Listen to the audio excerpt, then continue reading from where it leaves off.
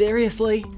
I am having so many first world problems with this now. With enchantment picks, I've got 2 silk touches, a fortune 2 and a fortune 3, but no unbreaking and efficiency 4. And, just first world Minecraft problems. Anyway, welcome back, guys. This is an Enderman going crazy on my porch. This is Ashen, as always, bringing you more vanilla Minecraft. And today, we are doing a bit of modern art. We've been doing modern building, but now we're gonna try our hand at making a little sculpture, and we're also gonna throw in a secret door for good measure. I should really kill this guy. I need ender pearls. What am I thinking? Come here. I just realised I have no armour on. That could have gone wrong very easily. Anyway, it doesn't matter because we're alive, we're here, and we are going to jump straight into this modern art build. So, without further ado, let's get started. Now, the idea with this room is, you've noticed I put the walls up and I put the staircase in to give me an idea of the shape of the room. And the idea with this is it's supposed to be like a sort of atrium sort of room. So we're going to have a massive skylight in the ceiling. I need an enchanted bow. Oh, I missed. We're going to have a massive skylight in the ceiling. We're going to have the second story start here, and it's going to go all the way up and around there. And this room is going to be spacious, it's going to be airy, and we're going to have a nice little centerpiece in the middle of it. So I've been prepared for once. I think I'm actually prepared this time, not my regular, oh yeah, I'm so prepared I've actually forgotten everything sort of thing. So let's see if I am ready for this. So we're just going to grab all these things that I prepared earlier. That's for something else, which I'll tell you now, it's going to be secret doors. And I'm going to do a cut when we finish this, and then I'll show you, and then we'll see if we can work it out. So that's coming after, but first we've got to put this in. So we're going to have a nice ring of green stained clay, because it's a gorgeous block. We're keeping with the colour scheme. Good things everywhere. I'm hearing footsteps, and I'm getting paranoid, because this house is not safe. Despite all the torches, it's just so big that things can't help but spawn. Although it is good fun to shoot creepers off the ceiling.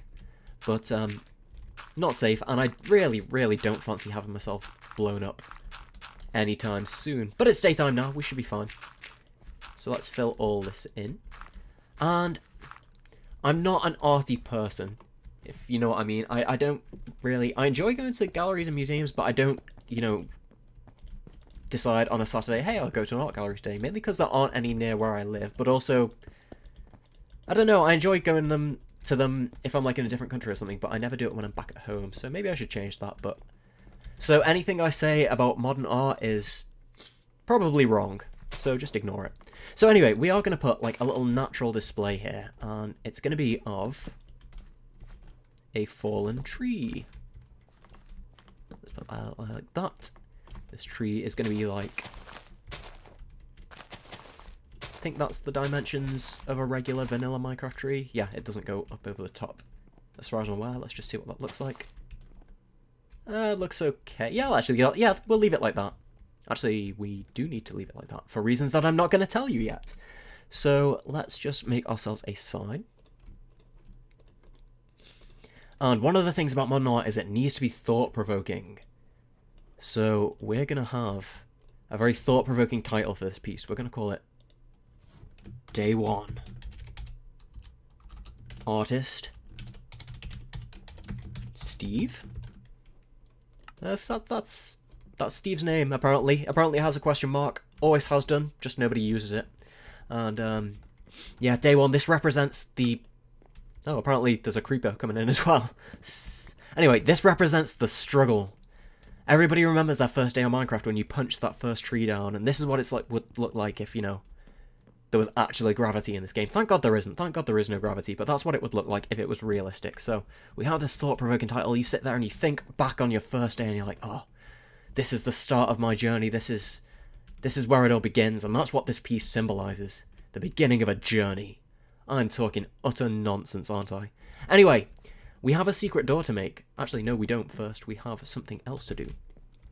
I knew there was something I would forget. And I did. We need to get some stairs going up here. Because if we're having an art display, it makes sense that it's kind of raised a little from the ground, and because we can't do it with half slabs, because I don't want a half slab floor, we're going to use a technique that is fairly common, I guess. It's just the old put a bit of depth into your build sort of thing. So let's throw this together now. And all you have to do, dig out the area around whatever it is you want to make it look a bit exciting. And using the same block as you're using for your floor, assuming that the steps, of course, so sandstone, brick, stone, all that sort of thing will work. You will confuse yourself so you don't know how this goes. It should be like that, shouldn't it? Yeah. Let's put it there. And then, even though it doesn't change the level, per se, it's still working with one block depth. It brings out the floor a little bit, and it makes it stand out and look a bit different. Oh, and I did it perfectly. Perfect number of stairs. It's almost like I know what I'm doing. Right, so with that said, how does this block get placed? I don't know. It doesn't go... Oh, it does go there. Huh. Yeah, I think that works. So what I might do is I might try with this stair going the other way, facing outwards. But I'll do that in the cut, and we're going to make a cut now because we've got a secret door to make. So I will rejoin you guys in just 1 second. Okay. Do you see it? See the door? No? You give up? Alright then, I'll show you. We've got this amazingly camouflaged button. You hit it, and it opens this door up. And down to the mine shaft. Isn't that the most impressive secret door you've ever seen? No? Alright then, it's a good job I had one backed up. I've not built it yet though, that's what we're going to do, and it starts off here. You might remember, I think it was last episode in fact, that I was wondering if I could hit that block. And it turns out, you can. So that's where the button for our secret door is going to be, and you might be thinking, well, that's great, but what about the actual secret door? Where is that going to go? And this is the key. Let's see if we can get this working now. So, as you might have guessed, this tree is not just going to be a piece of modern art. It's not like me to do something that is both form and function, but I've managed it today, I hope. I need another sticky piston is what I need, I'd forgotten. So we're going to stick a sticky piston down there. And building with this is really awkward because there's that massive hole in the floor that that comes from only making one layer thick dirt. But we'll live with that, so we're going to stick a sticky piston there. We're going to have a log attached to that. Oh, hi! Fancy meeting someone like you here. Die, please. Ooh, ouch. I was not expecting that. Of all the things that you expect to find, maybe a zombie, a creeper, you get the telltale hiss, but witches, they're just standing there and doing nothing, and then they just lob potions at you. I'm glad he... Ooh, I very nearly killed myself there. That could have been quite embarrassing. Oh, wait 1 second. I had forgotten that I still had flux on. Sorry about that. Wow. The professionalism of these episodes, eh? Anyway, yeah, witches, silent but deadly. They just come and smack a bottle over your head. They'd be good at bar fights, I guess. But anyway, yes, what was I saying? Yeah, we're going to have that hooked up to that sticky piston down there. A bit awkward to build around, but we can manage. So this is going to be where... See, zombie, no problem. I know that the zombie's there, so he's not scary. I need to light this area up a bit better, though. So, this is the wiring for the, what do you call it? The other piston door down to the mine, which I'm keeping. It's a genuine door, it's just not a very secret one. So, we're going to fill this in, and then we're going to bring this wire down a bit. Do we need to? I don't think we need to invert it again. Have I put redstone there? Yeah, we have. So, let's bring this across. 1, 2, 3, 4, 5. Where am I taking it to? There. Okay, so let's fill in, because we're doing a pulse extender here. This is what we're going to be building. We're going to make it so that you've only got a certain amount of time to get in through that door before it closes. And we're not going to do a repeater door. I fancy doing something different. We're going to try something which will be useful later on if we can get around it, and that is going to be a hopper timer. And I'm already off to a great start, as you can tell. So let's break this up. place our hopper, attach that to that, and attach that there. So basically what this means is that these hoppers will pass items back and forward to each other. I'm just going to grab something from this chest. We are going to grab some rotten flesh to fill it with. And for the moment, at least, we are going to set it to 10. I think that's 10. Lock you. 9. 10. There we go, perfect. So if we break that now, I'm going to move that pick off because I'm not going to use that pick. That pick is useless to me right now.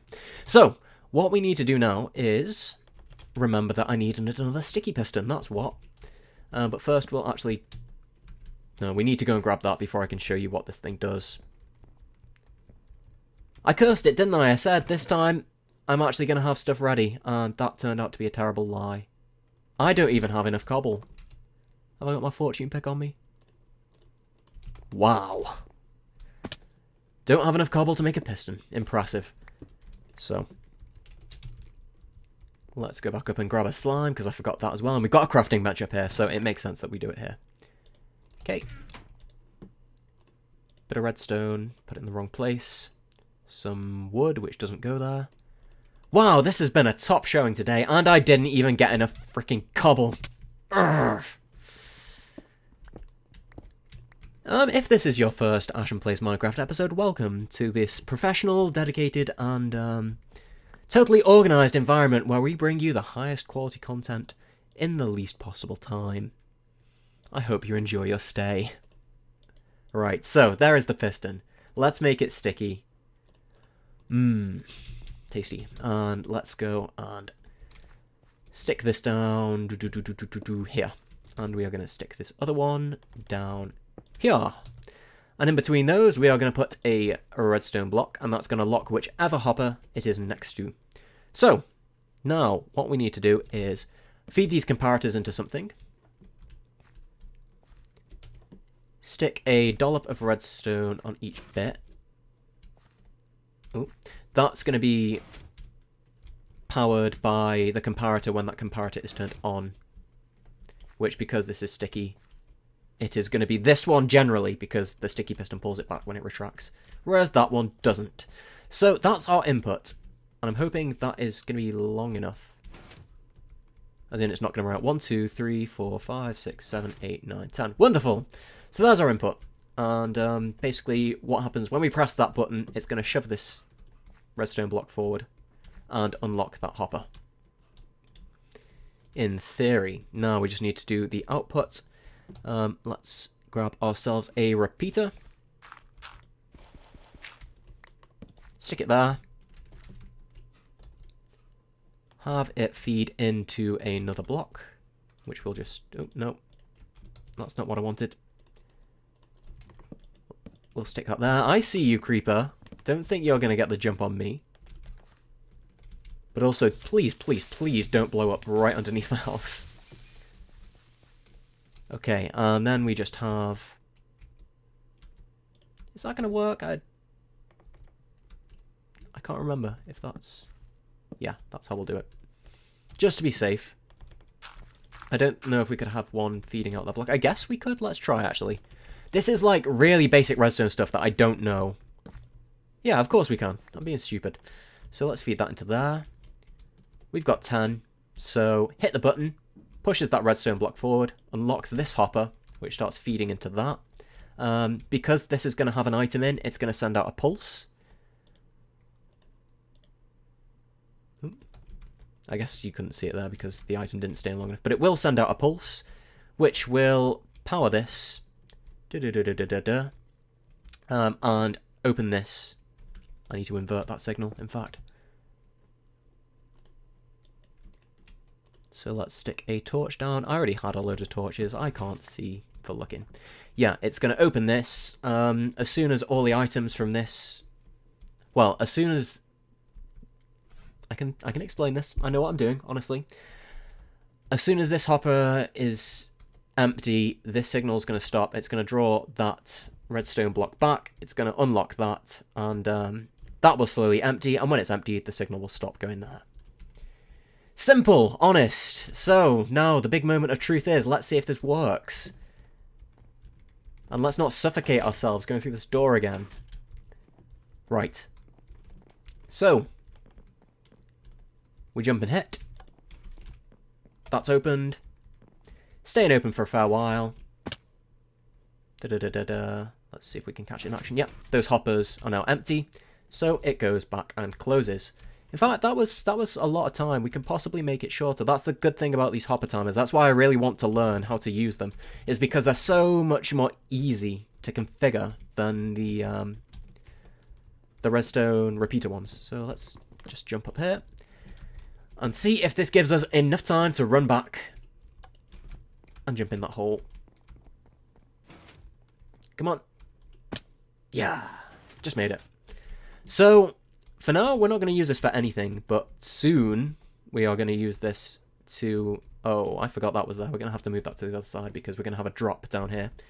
Soon we are going to use this for a different theme because we're going to be moving on from this place soon. I really want to get this project tied up. I know at this stage, when you look at it and how long we've taken to do this bit, it seems like that's going to take forever, but I think next episode, what I'm going to do is I'll time-lapse myself sorting out all this side, all the windows, and then we'll do some work on the roof in the actual episode, and then time-lapse the rest of that to finish it off. So we've got a lot of time-lapses in our future.